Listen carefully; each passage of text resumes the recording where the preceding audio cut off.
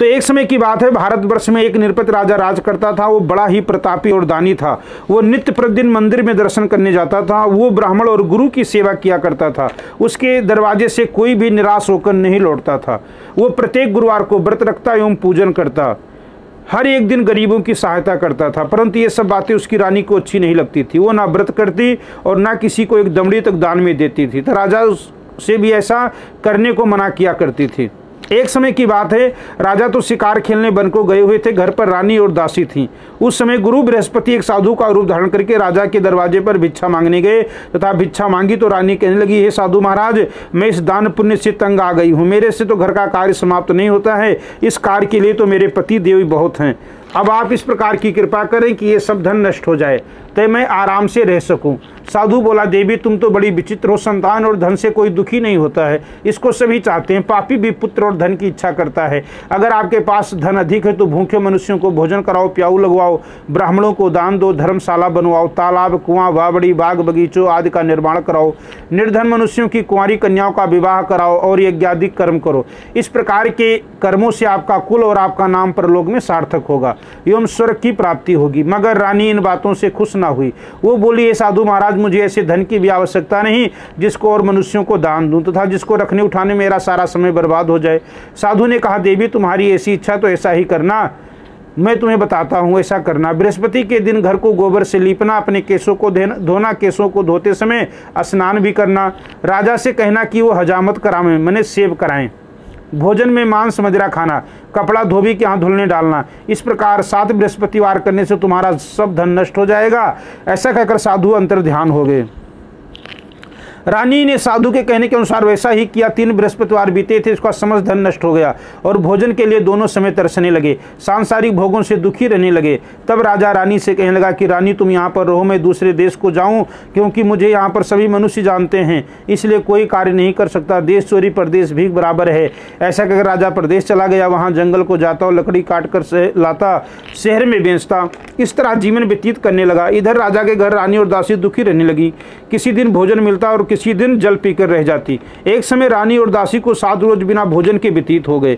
तो रानी ने अपनी दासी से कहा कि दासी, यहाँ पास ही नगर में मेरी बहन रहती है, वो बड़ी धनवान है, तो उसके पास जाओ और उससे 5 सेर गेहूं मांग ला, जिससे कुछ समय के लिए गुजारा हो जाएगा। इस प्रकार की आज्ञा मान दासी उसकी बहन के पास गई। रानी की बहन उस समय पूजा कर रही थी, क्योंकि उस समय बृहस्पतिवार का दिन था। जब दासी ने रानी की बहन को देखा तो उससे बोली कि हे रानी, तुम्हारी बहन ने मुझे भेजा है, मेरे लिए 5 सेर गेहूं दे दो। इस प्रकार दासी ने अनेक बार कहा, परंतु रानी ने कुछ उत्तर नहीं दिया, क्योंकि उस समय वो बृहस्पतिवार की कथा सुन रही थी।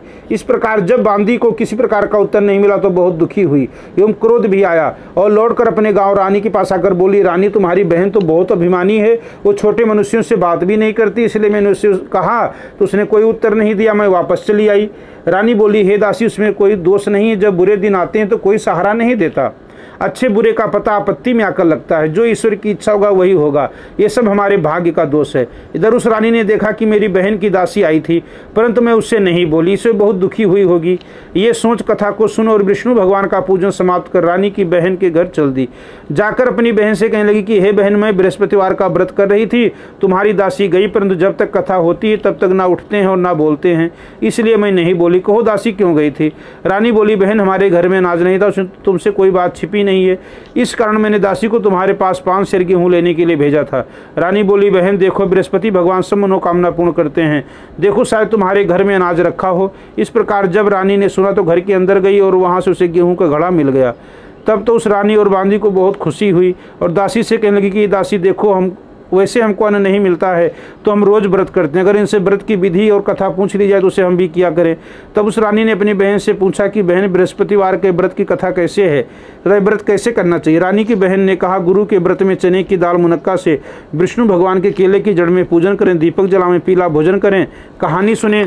इस प्रकार करने से गुरु भगवान प्रसन्न होते हैं, अन्न पुत्र धन देते हैं, मनोकामना पूर्ण करते हैं। इस प्रकार रानी और दासी दोनों ने निश्चय किया कि बृहस्पति भगवान का पूजन जरूर करेंगे। 7 रोज बाद जब बृहस्पतिवार आया तो उन्होंने व्रत रखा। घुड़सार से जाकर चना गुड़ बीन लाई, तब उसकी दाल से केले के जड़ में विष्णु भगवान का पूजन किया। अब भोजन पीला कहाँ से आवे? बेचारी बड़ी दुखी हुई, परंतु उन्होंने व्रत किया था, इस कारण गुरु भगवान प्रसन्न थे। 2 थालों में सुंदर पीला भोजन लेकर आए और दासी को देकर बोले, ये तुम्हारे और रानी के लिए भोजन है, तुम दोनों करना। दासी भोजन पाकर बड़ी प्रसन्न हुई और रानी से बोली, रानी जी भोजन कर लो। रानी को इस विषय में कुछ पता नहीं था, इसलिए वो दासी से बोली कि तू ही भोजन कर, क्योंकि तू हमारी व्यर्थ में हंसी उड़ाती है। दासी बोली, महात्मा भोजन दे गए हैं। रानी कहने लगी, भोजन तेरे लिए देकर गए, तू ही भोजन कर। दासी ने कहा, वो महात्मा हम दोनों को 2 थालों में भोजन दे गए हैं, इसलिए हम और तुम दोनों साथ साथ भोजन करेंगे। इस प्रकार रानी और बांदी दोनों ने गुरु भगवान को नमस्कार कर भोजन प्रारंभ किया तथा प्रत्येक बृहस्पतिवार को गुरु भगवान का व्रत और विष्णु भगवान का पूजन करने लगी। बृहस्पति भगवान की कृपा से फिर रानी और दासी के पास धन हो गया। रानी फिर उसी प्रकार आलस करने लगी। तब दासी बोली, देखो रानी, तुम पहले भी इस प्रकार की आलस करती थी, तुम्हें धन के रखने में कष्ट होता था, इसी कारण सब धन नष्ट हो गया। अब गुरु भगवान की कृपा से धन मिला है तो हमें फिर आलस होता है। बड़ी मुसीबतों के बाद हमने धन पाया, इसलिए हमें दान पुण्य करना चाहिए। तो भूखे मनुष्यों को भोजन कराओ, प्याऊ लगवाओ, ब्राह्मणों को दान दो, कुआं तालाब बावड़ी आदि का निर्माण करो, मंदिर पाठशाला बनवाकर दान करो, कुंवारी कन्याओं का विवाह कराओ, धन को शुभ कार्यों में खर्च करो, जिससे तुम्हारे कुल का यश बढ़ेगा, स्वर्ग प्राप्त हो और पितर भी प्रसन्न हो। तब रानी ने इसी प्रकार कर्म करने आरंभ किया तो काफी यश फैलने लगा। एक दिन रानी और दासी विचार करने लगी, ना जाने राजा किस प्रकार से होंगे, उनकी कोई खबर नहीं। गुरु भगवान से प्रार्थना की और भगवान ने रात्रि में राजा को स्वप्न में कहा, हे राजा, उठ, तेरी रानी तुझको याद करती है, अपने देश को चलो। राजा प्रातःकाल उठा और विचार करने लगा, स्त्री जाति खाने और पहनने की शौकीन होती हैं, पर भगवान की आज्ञा मानकर अपने नगर के चलने के लिए तैयार हुआ। इससे पूर्व जब राजा प्रदेश चला गया तो प्रदेश में दुखी रहने लगा। प्रतिदिन जंगल में से लकड़ी बीन कर लाता और उन्हें शहर में बेचकर अपने दुखी जीवन को बड़ी कठिनता से व्यतीत करता था। एक दिन राजा दुखी होकर अपनी बातों को याद करके रोने लगा।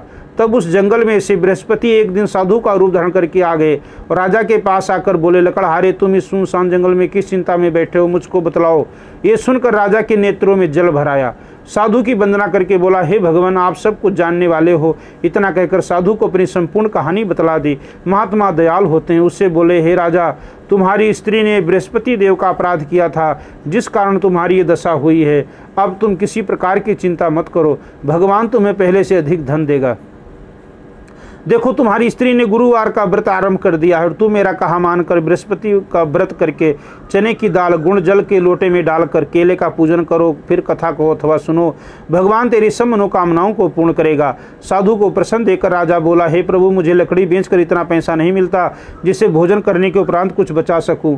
मैंने रात्रि को अपनी रानी को व्याकुल देखा, मेरे पास कुछ भी नहीं जिससे उसकी खबर मंगवा सकूं, और फिर मैं कौन सी कहानी को कुछ मुझको मालूम नहीं है।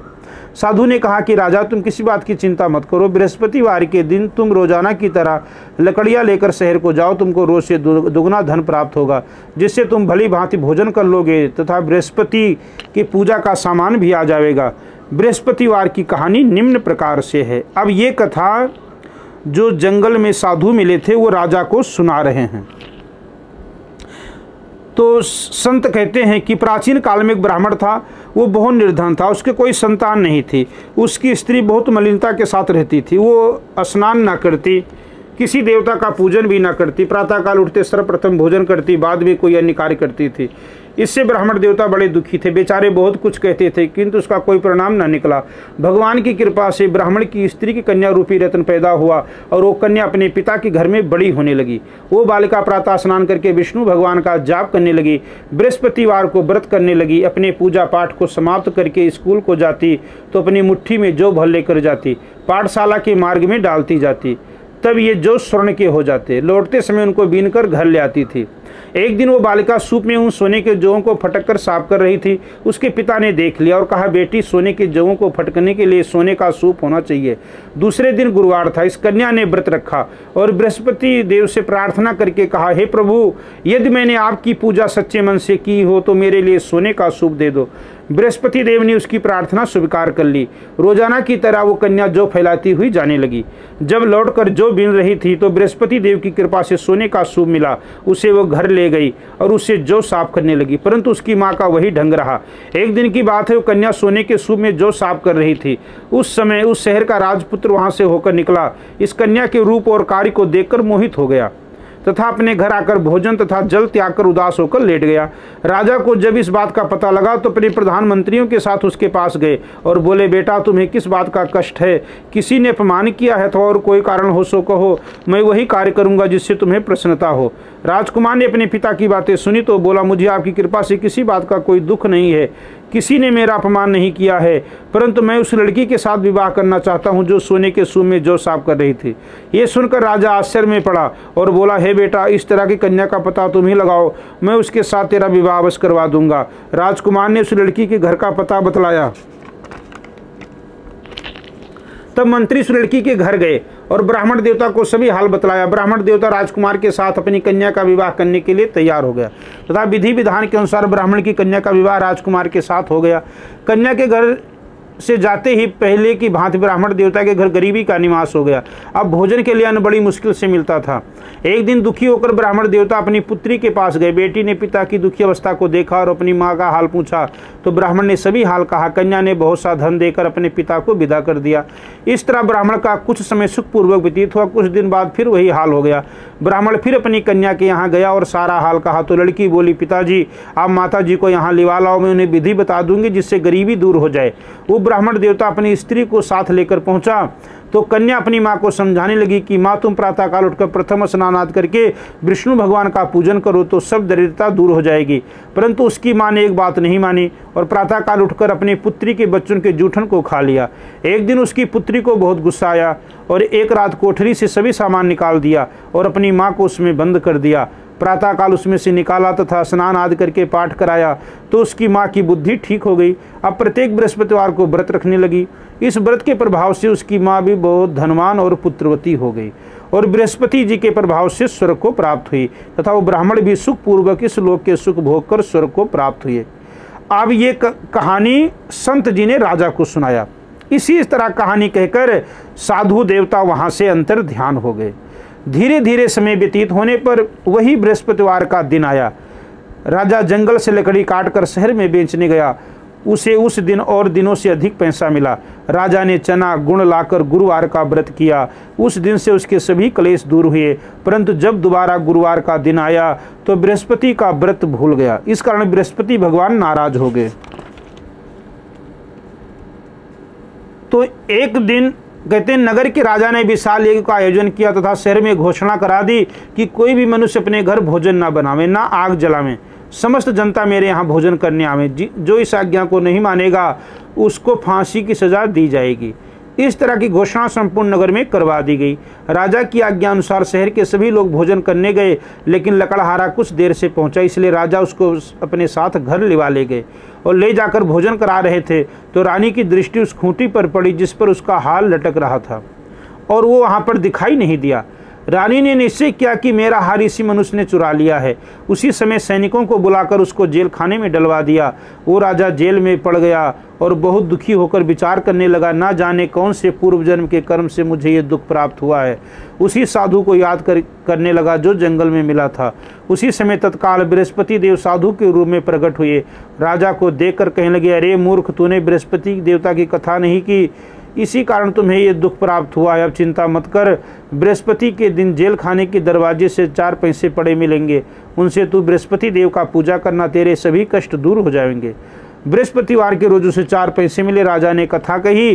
रात्रि को बृहस्पति देव ने उस नगर के राजा को स्वप्न में कहा, हे राजा, तुमने जिस आदमी को जेल खाने में दिया वो निर्दोष है, वो राजा है, उसे छोड़ देना। रानी का हार उसी खूंटी पर लटक रहा है। अगर तू ऐसा नहीं करेगा तो मैं तेरे राज्य को नष्ट कर दूंगा। इस तरह वो रात्रि के स्वप्न को याद कर प्रातःकाल उठा और खूंटी पर हार देखकर लकड़हारे को बुलाकर क्षमा मांगी तथा राजा को योग्य सुंदर वस्त्र आभूषण देकर विदा किया तथा गुरुदेव की आज्ञा अनुसार राजा अपने नगर को चल दिया। राजा जब नगर के निकट पहुंचा तो उसे बड़ा ही आश्चर्य हुआ। वहां पहले से अधिक बाग, तालाब, कुएं तथा बहुत सी धर्मशाला आदि बन गए थे। राजा ने पूछा, ये सब किसका बाग है? तब नगर के सब लोग कहने लगे, सब रानी और दासी का बनाया हुआ है। तो राजा को आश्चर्य हुआ और गुस्सा भी आया। जब रानी ने खबर सुनी कि राजा आ रहे हैं तो उसने बांदी से कहा कि देख, राजा हमको कितनी बुरी हालत में छोड़ गए थे, वो हालात देखकर लौट न जाए, इसलिए तू दरवाजे पर खड़ी हो जा। आज्ञा अनुसार दासी दरवाजे पर खड़ी हो गई। राजा आए तो उनके साथ लिवा ले गई। तब राजा ने क्रोध करके अपनी तलवार निकाली और पूछने लगा कि बताओ, धन तुम्हें कैसे प्राप्त हुआ? तब उन्होंने कहा कि हमें ये सब धन बृहस्पति देव के प्रभाव से प्राप्त हुआ है। राजा ने निश्चय किया कि 7 दिन बाद तो सभी बृहस्पति देव का पूजा करते हैं, परंतु मैं प्रतिदिन दिन में 3 बार कथा करूंगा तथा रोज व्रत किया करूंगा। अब हर समय राजा के दुपट्टे में चने की दाल बांधी रहती। तथा दिन में 3 बार कहानी कहता। एक दिन राजा ने विचार किया, चलो अपनी बहन के यहाँ हुआ मैं। इस तरह निश्चय करके राजा घोड़े पर सवार होकर अपनी बहन के यहाँ चलने लगा। मार्ग में उसने देखा कि कुछ आदमी एक मुर्दे को लेकर जा रहे हैं। उन्हें रोककर राजा कहने लगा, अरे भाइयों, मेरी बृहस्पति की कथा सुन लो। वो बोले, लो, हमारा तो आदमी मर गया, इसको अपनी कथा की पड़ी है। परंतु कुछ आदमी बोले, अच्छा कहो, हम तुम्हारी कथा भी सुनेंगे। राजा ने दाल निकाली और कथा प्रारंभ कर दी। अभी कथा आधी हुई थी कि मुर्दा हिलने लग गया, और जब कथा समाप्त हो गई तो राम राम कहकर वो मनुष्य खड़ा हो गया। आगे मार्ग में उसे एक किसान खेत में हल चलाता मिला। राजा ने उसे देखा और उसे बोला, अरे भैया, तुम मेरी बृहस्पति की कथा सुन लो। किसान बोला, जब तक मैं तेरी कथा सुनूंगा तब तक 4 हरिया जोत लूंगा, जा अपनी कथा किसी और को सुनाना। इस तरह राजा के आगे चलने लगा। राजा के हटते ही बैल पछाड़ खाकर गिर गए तथा किसान के पेट में बड़े जोर का दर्द होने लगा। उस समय उसकी माँ रोटी लेकर आई। उसने जब देखा तो अपने पुत्र से सभी हाल पूछा और बेटे ने सभी हाल कह दिया। तो बुढ़िया दौड़ी दौड़ी घुड़सवार के पास गई और उससे बोली, मैं तेरी कथा सुनूंगी, तू अपनी कथा मेरे खेत पर चलकर सुनाना। राजा ने बुढ़िया के खेत पर जाकर कथा कही, जिसको सुनते ही वो बैल खड़े हो गए तथा किसान के पेट का दर्द भी बंद हो गया। राजा अपनी बहन के घर पहुंच गया। बहन ने भाई की खूब मेहमानी की। दूसरे दिन प्रातःकाल राजा जागा, देखने लगा कि सब लोग भोजन कर रहे हैं। राजा ने अपनी बहन से कहा कि ऐसा कोई मनुष्य है जिसने भोजन ना किया हो, मेरी बृहस्पति की कथा सुन ले। बहन बोली, भैया, ये देश ऐसा है, पहले यहाँ लोग भोजन करते हैं, बाद में अन्य काम करते हैं। अगर कहो तो पड़ोस में देख आऊं। वो ऐसा कहकर देखने चली गई, परंतु उसे ऐसा कोई व्यक्ति नहीं मिला जिसने भोजन न किया हो। अतः कुम्हार के घर गई, जिसका लड़का बीमार था। उसे मालूम हुआ कि उनके यहाँ 3 रोज से किसी ने भोजन नहीं किया है। रानी ने अपने भाई की कथा सुनने के लिए कुम्हार से कहा तो तैयार हो गया। राजा ने कुम्हार के घर जाकर बृहस्पतिवार की कथा कही, जिसको सुनकर उसका लड़का ठीक हो गया। अब तो राजा की प्रशंसा होने लगी। एक रोज राजा ने अपनी बहन से कहा कि बहन, हम अपने घर को जाएंगे, तुम भी तैयार हो जाओ। बहन ने अपने सास से कहा तो सास ने कहा, हाँ चली जा, परंतु अपने लड़कों को मत ले जाना, क्योंकि तेरे भाई की कोई औलाद नहीं है। बहन ने अपने भाई से कहा, भैया, मैं तो चलूंगी, मगर कोई बालक नहीं जाएगा। राजा बोला, जब बालक नहीं चलेगा तो तुम क्या करोगी? बड़े दुखी मन से राजा अपने नगर को लौट आया। राजा ने अपनी रानी से कहा कि हम निर्वंशी राजा हैं, हमारे भाग्य में औलाद का मुंह देखना नहीं लिखा है। रानी बोली, प्रभु, बृहस्पति देव ने हमें सब कुछ दिया तो हमें औलाद भी अवश्य देंगे। उसी रात को बृहस्पति देव ने राजा से स्वप्न में कहा, हे राजा, सभी सोच को त्याग दे, तेरी रानी गर्भ से है। राजा को ये बात सुनकर बड़ी खुशी हुई। 9वें महीने में उसके गर्भ से एक सुंदर पुत्र पैदा हुआ। तब राजा बोला, हे रानी, स्त्री बिना भोजन के रह सकती, बिना कहे नहीं रह सकती। जब मेरी बहन आवे तुम उसे कुछ मत कहना। रानी ने सुनकर हाँ कर दी। जब राजा की बहन ने शुभ समाचार सुना तो बहुत खुशी हुई तथा बधाई लेकर अपने भाई के यहाँ आई। तभी रानी ने कहा, घोड़ा चढ़कर नहीं आई, गधा चढ़ी आई है। राजा की बहन बोली, भाभी, मैं इस प्रकार ना कहती, तुम्हें औलाद कैसे मिलती? बृहस्पति देव ऐसे ही हैं, जैसे जिसके मन में कामनाएं हैं सभी को पूर्ण करते हैं। जो सद्भावनापूर्वक बृहस्पतिवार का व्रत करता है एवं कथा पढ़ता है, वह सुनता है, दूसरों को सुनाता है, बृहस्पति देव उसकी मनोकामना पूर्ण करते हैं। भगवान बृहस्पति उसकी सदैव रक्षा करते हैं। संसार में सद्भावना से भगवान जी का पूजन व्रत सच्चे हृदय से जो करते हैं, उनकी सभी मनोकामनाएं पूर्ण करते हैं। जैसे सच्ची भावना से रानी और राजा ने उनका गुणगान किया तो उनकी सभी इच्छाएं बृहस्पति देव ने पूर्ण की थी। इसलिए सबको कथा सुनने के बाद प्रसाद लेकर जाना चाहिए। हृदय से उनका मनन करते हुए जयकारा बोलना चाहिए। बोलो बृहस्पति देव भगवान की जय, बोलो विष्णु भगवान की जय। तो ये पूजन या व्रत आप करते हैं, चाहे आप स्त्री हैं चाहे पुरुष हैं, ये पूजन और व्रत सभी कर सकते हैं, सभी के लिए है। जय श्री राम, जय माता दी।